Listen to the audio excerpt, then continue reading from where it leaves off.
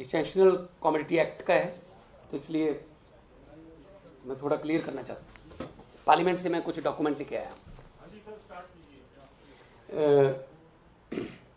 सब तो पहला दिल्ली दे सारे मीडिया का स्वागत, print media, electronic media, social media के जिन्ने भी प्लेटफॉर्म ने, सारे का धन्यवाद। पिछले दिनी खास तौर पर श्रोमणी अकाली दल ਅਤੇ कांग्रेस ਵੱਲੋਂ आम आदमी पार्टी ਤੇ मेरे उत्ते परसनल कुछ इस तरह के इल्ज़ाम लाए, इस तरह का कूड़ प्रचार किया जिथों उन्होंने बौखलाहट झलकती सी। हरसिमरत कौर बादल उन्होंने कहा कि जिहड़ा एसेंशियल कमोडिटी एक्ट है, जिहड़े 3 कानून ने उन्हां चों एक है, ਉਹਦੀ ਜਿਹੜੀ ਸਟੈਂਡਿੰਗ ਕਮੇਟੀ है, मैं ਉਹਦਾ मैंबर हाँ। तो मैं पिछले दिन जी टेबल हुई है, वो रिपोर्ट पार्लीमेंट च, तो मैं उस कमेटी की मीटिंग के विच मैं समर्थन किया कि हाँ ये लागू हो जानी चाहिए। तो उन्होंने तो यह भी इल्ज़ाम लाए ने कि असी पूंजीपतियों तो करोड़ों रुपये लैके असी ये समर्थन दिता है।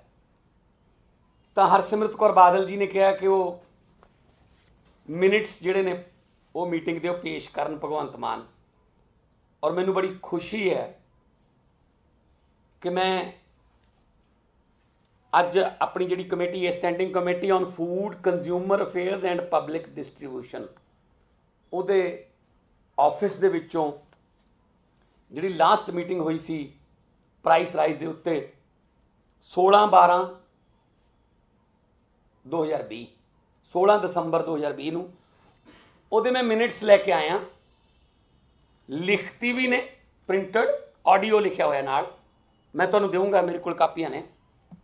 तो बहुत सारे MP उत्थे बोले जिहड़े भी कमेटी दे विच ने, तो मैं हाईलाइट जिहड़ा मैं करके ओरिजिनल है मैं तुहानूं पहुँचा दूँगा।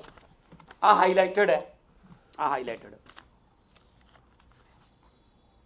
तो हरसिमरत कौर बादल जी शायद सुन रहे होंगे किते ना किते, अज उन्हां दा असली चेहरा सामने आऊगा। उन्होंने भी बाद मैं सवाल पूछदा। यार लिखा श्री भगवंत मान, मेरी बारी आई है, तो मैं की कह रहा, हिंदी च पढ़ के सुनाऊंगा। जैसा कि मेरे सहयोगी सांसद उड़ीसा से हैं, उन्होंने भी यही सवाल किया है। आपको ये नहीं लगता ये गल मैं जिहड़े एसेंशियल कमोडिटी दी जिहड़ा डिपार्टमेंट है उहदे जिहड़े ऑफिसर बुलाए हुए सी उन्हां नाल गल कर रहे हैं, मैं सवाल पूछ रहा उन्होंने कमेटी दे विच, ऑडियो भी मेरे को, मैं ऑडियो भी सुनाऊंगा। आपको ये नहीं लगता कि जो आवश्यक वस्तु अधिनियम 2020 है, क्योंकि मैं खुद कॉमर्स का विद्यार्थी हूं, इकोनॉमिक्स का एक फेमस फार्मूला है, more supply less demand, less supply more demand. आपको यह नहीं लगता कि हमने प्राइवेट प्लेयर्स को यह सुविधा दे दी है कि वो जितना भी चाहें उतना स्टॉक कर सकते हैं, क्योंकि हमने आवश्यक वस्तु अधिनियम में संशोधन किया है। वह जब चाहेंगे सप्लाई बढ़ा देंगे, जब चाहेंगे सप्लाई कम कर देंगे।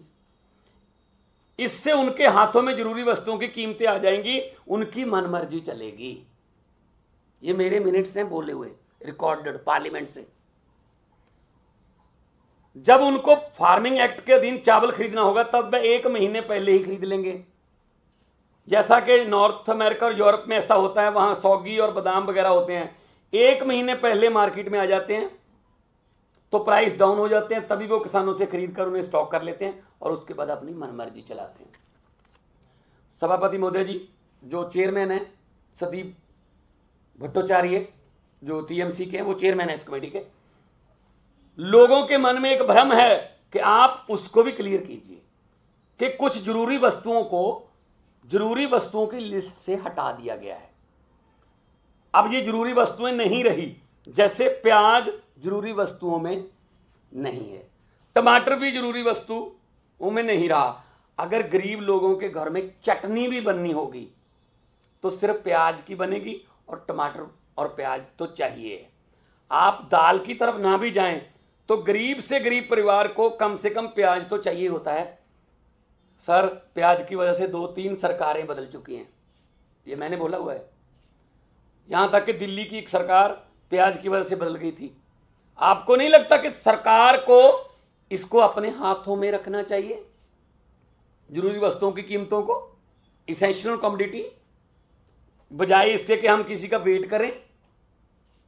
और उसके बाद मैं ये कह रहा हूं कि आप प्राइस डिक्लेयर करने में सिर्फ 20, 21 और 22 अक्टूबर क्यों रखते हो हर साल? डे टू डे आप उसकी मॉनिटरिंग क्यों नहीं करते? आप मेरे इन सवालों का जवाब दीजिए। ये रिकॉर्डेड है, ये मिनट्स हैं। आगे भी एक जगह पे मैं बोला हूं कि सर मेरा एक और पॉइंट है, पंजाब में आलू बहुत उगता है। अक्सर देखा जाता है कि कोल्ड स्टोरेज में रेंट देने के भी काबिल नहीं रहते किसान, क्योंकि रेंट ज्यादा हो जाता है आलू को रखने का, और उसकी कीमत इतनी कम हो जाती है कि वो कोल्ड स्टोरेज में ही छोड़ देते हैं कि हमने उठाना नहीं है, कि हमको तो इनका रेंट दे के भी घाटा रहेगा। और बाद में वही आलू 2 महीने बाद ब्लैक मार्केट में मिलता है। किसान जब लेकर आते हैं तो सड़क पर ढेर लगाकर चले जाते हैं कि हमें नहीं चाहिए। खास तौर पे जलंधर के एरिया में आलू काफी उगता है, तो इसमें क्या दिक्कत है? एक पॉइंट मैंने आगे भी उठाया है कि जो इंपोर्ट है उसका कानून, चेयरमैन साहब, कई बार 15 दिनों के लिए एक्सपोर्ट बैन हो जाता है, और जैसे ही कीमतें बढ़ती हैं और बड़े पूंजीपति उन शिप्स को अपने कब्जे में ले लेते हैं तो 15 दिन के बाद खोल दिया जाता है, और उसमें मान भी रहे हैं कि हाँ ऐसा होता है। तो मैं आपके सामने ये स्टैंडिंग कमेटी के मिनट्स मैंने रखे हैं। मैं हरसिमरत कौर बादल, जो कि अभी बठिंडा से सांसद भी हैं, 2.5 महीने उनका पूरा परिवार इन्हां बिलों की तारीफ करता रहा, बहुत वधिया बिल ने, ते हुण मेरे ते इस तरह के इल्जाम लाउंदे ने। हरसिमरत कौर बादल जी नूं मैं चैलेंज करना चाहुंदा। पहली गल तां यह कि हरेक नूं अपने वर्गा ना समझिया करो कि कोई पूंजीपतियों तो पैसे ले लांगे जां साइन किसी होर तरीके ना करांगे, बाहर जाके कोई होर कहांगे, पार्लीमेंट कुछ होर बोलांगे, लोगों को कुछ होर कहांगे। हुण मैं एक चैलेंज करना चाहुंदा हरसिमरत कौर बादल नूं कि मैं तां अपने मिनट्स जिहड़े ने वो पेश करते, पब्लिक जनतक करते अज तुहाडे सामने मीडिया सामने, कि मैं विरोध कीता सी। अगे कमेटी है, क्योंकि कमेटी के 31 मैंबर ने, ज़्यादातर उहदे विच बीजेपी दे ने, तो उन्होंने तो रिपोर्ट जी देनी है। मेरा विरोध तो मैं तो लोक सभा भी कल भी विरोध किया जो दिल्ली वाला कानून आया, पर तो ध्वनि मत ना पास कर लेंदे, बहुमत है, पास करना या उत्थे रिपोर्ट देनी अलग गल है, इत्थे रिकॉर्ड से विरोध करना अलग गल है। मैं उन्होंने चैलेंज करदा हरसिमरत कौर बादल नूं, अकाली दल नूं, कि हुण तुसीं 5 जून 2020 दे विच ਜਿਹੜੇ ਇਹ ਤਿੰਨੋਂ ਕਾਨੂੰਨ ਆਰਡੀਨੈਂਸ ਦੇ रूप च कैबिनेट च आए सी, जिस कैबिनेट की मैंबर सी हरसिमरत कौर बादल, ਉਹਦੇ भी इस तरह के मिनट्स जारी करन। मैं फिर दोबारे कहना हरसिमरत कौर जी, ਤੁਹਾਨੂੰ चैलेंज करदा मैं कि तुसीं किसानां दे सामने 5 जून 2020 की जिहड़ी कैबिनेट मीटिंग जिहदे विच पहली बार ये तीनों कानून आए सी ते तुसीं उस मीटिंग दे विच हाज़र सी, ते तुसीं लोकां नूं कहने हो कि मैं उत्थे विरोध कीता है, तां इस तरह के मिनट्स जारी करो। तो यदि आडियो जो सुननी चाहुंदे हो तो मैं, क्योंकि सेम ही जिहड़ा जो प्रिंटड है वो आडियो तो ही प्रिंटड है, पर कुछ भरम भुलेखे किसी नूं होणगे वो भी दूर कर।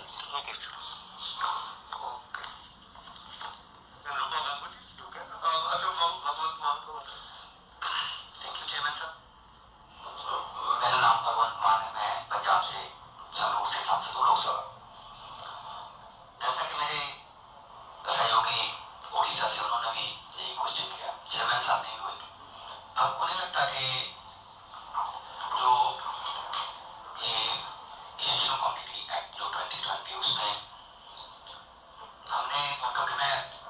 आर्ट्स का स्टूडेंट हूँ, इकोनॉमिक्स का एक फेमस फार्मूला है, more supply less demand, less supply more demand. आपको नहीं लगता कि हमने प्राइवेट प्लेयर्स को ये सुविधा दे दी कि वो कितना भी स्टॉक कर सकते हैं, एसेंशियल कमोडिटी जरूरी वस्तु एक्ट में हमने सोल्व कर दिया, वो जब चाहेंगे सप्लाई बढ़ा देंगे, जब चाहेंगे सप्लाई कम कर लेंगे, तो उनके हाथ में नहीं आ जाएगा यही मैं पढ़ के सुनाया, क्योंकि मैं वही उसी ऑफिस से ऑडियो भी लेके आया हूँ और उसी ऑफिस से प्रिंट भी लेके आया हूँ।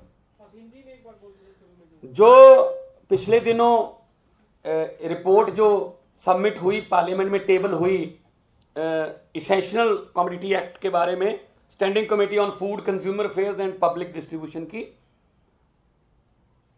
उसमें कुछ विरोधी पार्टियां जो आम आदमी पार्टी की लोकप्रियता से बौखलाहट में हैं, पंजाब में खासतौर पे, उन्होंने कहा कि भगवंत मान उस कमेटी का मेंबर है, भगवंत मान ने साइन कर दिए तो कानून लागू हो गया।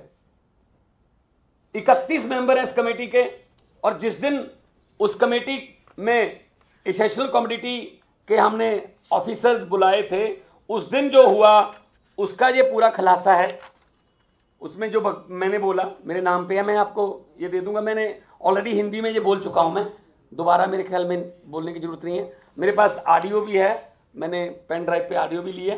तो मैंने सख्त विरोध किया कि इकोनॉमिक्स का एक फार्मूला है, more supply less demand, less supply more demand. तो आपको नहीं लगता ये कि हमने प्राइवेट प्लेयर्स को ये सुविधा दे दी कि आप जितना मर्जी जखीरेबाजी कर लो, जब चाहे आपने महंगाई बढ़ानी हो तो आप सप्लाई कम कर दो, जब चाहे महंगाई आपके लेवल पर चली गई, आप जो चाहते हो उस रेट पर चली गई, तो सप्लाई आप शुरू कर दो।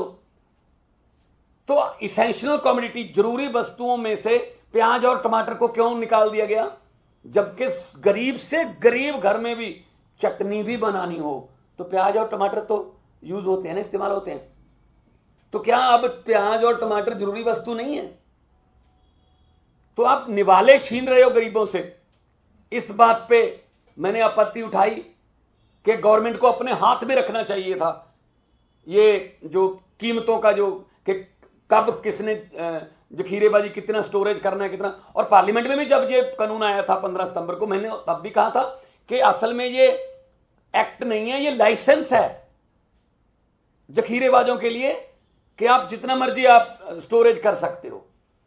तो इस पे अकाली दल और कांग्रेस वाले मेरे पे भड़के कि भगवंत मान उस कमेटी का मेंबर था, इसने समर्थन किया। मैंने वही आज साबित किया कि मैंने समर्थन नहीं किया, मैंने अपना विरोध जताया। आम आदमी पार्टी सड़क से लेकर संसद तक तीनों कानून का विरोध करती आ रही है और करती रहेगी, कर रहे हैं। अभी भी किसान महासम्मेलन किया अभी पंजाब में 2 दिन पहले, अरविंद केजरीवाल वहां गए थे, कितनी भारी संख्या में लोग वहां पे आए। मेरठ में हमने किसान महापंचायत की, हम किसानों की सेवादार बनके दिल्ली में भी सेवा कर रहे हैं। तो अब मैं हरसिमरत कौर बादल जो मेरे पे इल्जाम लगा रही हैं उनको चैलेंज करना चाहता हूं, उनको पूछना चाहता हूं, उनको सवाल पूछना चाहता हूं कि आप जिस समय ये तीनों एक्ट खेती वाले ऑर्डिनेंस के रूप में आए थे कैबिनेट में प्रवानगी के लिए, तो आप उस कैबिनेट की सदस्य थी, आप फूड प्रोसेसिंग मिनिस्टर थी, और ये फूड प्रोसेसिंग के साथ ही रिलेटेड है कानून तीनों। तो आपसे बिल्कुल जरूर मशवरा लिया गया होगा। कृपया आप इस तरीके से जैसे मैं लेके आया हूं, इस तरीके से कैबिनेट की प्रोसीडिंग्स के मिनट्स आप निकालिए, क्योंकि पब्लिक में आप कह रही हैं ना अब कि मैंने तो विरोध किया था, जबकि 2.5 महीने पूरा परिवार इनका, बादल परिवार, इन बिलों की तारीफ करता रहा कि बहुत अच्छा बिल है, और 3 दिन के अंदर अंदर वो ये मिनट्स जारी कर दें कि उन्होंने क्या बोला था। उनसे जो सलाह ली गई थी फूड प्रोसेसिंग मिनिस्टर के तौर पे, उसमें क्या लिखा था। उसके बाद फिर मैं जो अगली मीटिंग हुई हमारी, जिसमें एफसीआई के माध्यम से मैं एमएसपी पे बोला हूं, वो भी जनतक करूंगा। तो मेरे पास ऑडियो है, मेरे पास ये रिकॉर्ड भी है, आप ले भी सकते हो, मेरे पास पीडीएफ फाइल है, मैं आपको भेज दूंगा। मेरे पास इसका व्हाट्सएप भी है ऑडियो का, मैं आपको भेज दूंगा। तो इससे ये पता चलता है कि पंजाब में आम आदमी पार्टी की लोकप्रियता और अरविंद केजरीवाल का किसानों के आंदोलन को समर्थन देना, चाहे स्टेडियम को जेल ना बनाने का निर्णय, चाहे वो वाईफाई कंबल से लेके लंगर तक, और किसानों का भारी गिनती में आम आदमी पार्टी के किसान महासम्मेलन में मोगा के पास बागा पुराना में पहुंचने से ये दोनों पार्टियां बौखलाहट में हैं और अनाप शनाप कूट प्रचार कर रही हैं। उसका हम कड़े शब्दों में उसकी निंदा करते हैं और उनसे भी मांग करते हैं कृपया अपना भी रिकॉर्ड दिखाएं। आज ये क्लियर हो जाएगा। तो पंजाबी मीडिया बैठा, इन्होंने तो काफ़ी चलाया था, तो इनको भी मैं कहूँगा कि कृपया उनसे सवाल पूछिए कि भगवंत हैं जी, ये 16/12/2020 जो 5 जून 2020 कैबिनेट में जब ये ऑर्डिनेंस के रूप में तीनों बिल आए थे, तो उसी के बाद से तो ये शुरू हुआ। तो जून, जुलाई, अगस्त, सितंबर, मिड 3 महीने लगभग अकाली दल इन बिलों को सपोर्ट करता रहा। इवन नरेंद्र तोमर जी को बुलाकर पीसीबी करवाई वहां पे चंडीगढ़ में कि बहुत अच्छा बिल है, एमएसपी कुछ नहीं, इससे फर्क नहीं पड़ेगा। अचानक 15 सितंबर को सुखबीर बादल कह रहे हैं ये तो बहुत ही खतरनाक बिल है, ये तो मैंने पढ़ा ही नहीं था। तो 2.5 महीने तारीफ क्यों की अगर पढ़ा ही नहीं था। आज संसद में बोल रहे थे हरसिमरत कौर, हालांकि उनका माइक ऑन नहीं था, कि काले कानून का, अब ये काले हो गए। जब आप सपोर्ट कर रहे थे तो सफेद थे। गिरगिट भी शर्मा आ जाएगा, इतने रंग बदलते हैं ये। तो मैं ये आपको रिकॉर्ड भी दूंगा और आपका धन्यवाद भी करता हूं। मैं पार्लियामेंट में अभी जाना है क्योंकि पार्लियामेंट का हाउस चल रहा है और मैंने बोलना है। तो कमेटी के 2 सदस्यों ने जो कांग्रेस के, उन्होंने ओम बिरला को पत्र लिखा है कि वे इसका विरोध करते हैं, इसके समर्थन में नहीं। क्या आप भी पत्र लिखेंगे? ऐसा कुछ पत्र की क्या जरूरत है, मैंने प्रोसीडिंग दे दी। और उसका ये भी है कि उसमें हाजिर कौन कौन थे जो प्रेजेंट थे उस दिन, क्योंकि सभी नहीं आते, कुछ राज्यसभा से हैं, तो वो भी, उसका भी लिस्ट है पूरा कि कौन कौन हाजिर थे वहाँ। मैं था उसमें, हाँ, उसमें साइन होते हैं ना, तो उसका भी मैं दूंगा। कांग्रेस के 4 हैं, में 2 आए होंगे उसमें। फारूक अब्दुल्ला जी उसमें हैं, उसमें तमिलनाडु के भी सांसद हैं, उड़ीसा के भी सांसद हैं। 13 पार्टियों के हैं 31। तो भाई अगर आम आदमी पार्टी के एक एमपी को इतना टारगेट कर रहे हो आप कि जैसे मेरे साइन करने से ही कानून बनते हैं, मैं तो पहले दिन से विरोध कर रहा हूं और करता रहूंगा। आम आदमी पार्टी दोगली नीति नहीं अपनाती कि चेहरा कुछ और है, दिल में कुछ और है। ये काम अकाली दल और कांग्रेस का है। वो लोगों के सामने आ भी चुका है और लोग उनको अब पंजाब में जो है वो अब दिलों से भी और मशीनों से भी निकाल चुके हैं। भगवान जी, एनसीटी एक्ट पर आम आदमी पार्टी ने नॉन एनडीए और अपोजिशन पार्टीज को अप्रोच किया है विरोध करने के लिए, इस पर क्या कहेंगे? देखिए, कल तो बहुत विरोध किया सभी पार्टियों ने। एनसीपी ने किया, मुस्लिम लीग ने किया, एसपी ने, बीएसपी ने, कांग्रेस ने, शिवसेना ने, सबने विरोध किया, विरोध में बोले। लेकिन क्योंकि आंकड़े लोकसभा के ऐसे हैं कि विरोध में बोलने के बावजूद ही ध्वनि मत से वो हाँ या ना बोल के करवा लेते हैं। लेकिन राज्यसभा में हम कोशिश करेंगे कि ये एक्ट जो है ये किसी अकेला दिल्ली के मुख्यमंत्री की शक्ति छीनने का नहीं है। यहाँ से शुरुआत करेंगे। ये सभी जगह राज्यपालों को यूज करते हैं, मध्य प्रदेश में, कर्नाटक में, अरुणाचल में, गोवा में। वो ये चाहते हैं जहाँ इनकी सत्ता नहीं है वहाँ राज्यपाल के जरिए आ जाए। तो हमने इसका विरोध किया और कर रहे हैं। हम उनको मॉरली सपोर्ट करना चाहिए उनका, क्योंकि किसी की भी बारी आ सकती है तंग करने की। तो ये तानाशाही रवैये के खिलाफ हमने कल बोला भी था और आज राज्यसभा में भी बोलेंगे। कोरोना का काल भी चल रहा है, बहुत मामले भी बढ़ रहे हैं। इस बीच सरकार ने एक नया फैसला लिया है कि 45 साल से अधिक उम्र जिनकी होगी उन्हें भी अब वैक्सीन लगाई जा सकेगी। तो इस पर आपका क्या कहना है? पहले गंभीर बीमारी जिन्हें थी सिर्फ उन्हें लगाई जाती थी, लेकिन अब देखिए, सरकार के तरीके जो है ना लॉकडाउन लगाने के, सबसे पहला लॉकडाउन आप कुछ भी नहीं कर सकते, दूसरा लॉकडाउन आप ये कर सकते हो, अब ये नहीं कर सकते, तीसरा लॉकडाउन जो मर्जी कर लो, हम कुछ नहीं कर सकते। तो मतलब अभी तो वैक्सीन पर भी यकीन नहीं हुआ लोगों को, क्योंकि वैक्सीन के बाद भी मौतें हुई हैं, ठीक है ना। तो पहले तो सरकार को विश्वास बनाना चाहिए कि हॉस्पिटलों पर या अपनी मेडिकल फैसिलिटी पर। सो इसलिए मुझे समझ नहीं आती कई स्टेटों में, पंजाब में ऐसा है, रात को 11 बजे कर्फ्यू लग जाता है और सुबह 5 बजे तक। क्या रात को 11 बजे से 5 बजे तक कोरोना आता है? जब कैप्टन अमरिंदर के घर पे शादी होती है तो कोई कोरोना नहीं है। आम लोग शादी करें तो अगर 200 से 1 भी बढ़ गया तो कोरोना आ जाएगा, 200 तक ठीक रहेगा। क्या मतलब ये मैं कहता हूं आपदा में से अवसर ढूंढ रहे हैं। अभी हमको भी रैली करने के लिए बड़ी कंडीशनल इजाजत दी थी, आप ये नहीं कर सकते, आप वो नहीं कर सकते। अभी भी कह रहे हैं कि केजरीवाल ने बोलते हुए मास्क क्यों नहीं पहना था। जब ये बोल रहे हैं कैप्टन साहब, तब उन्होंने भी नहीं पहना था।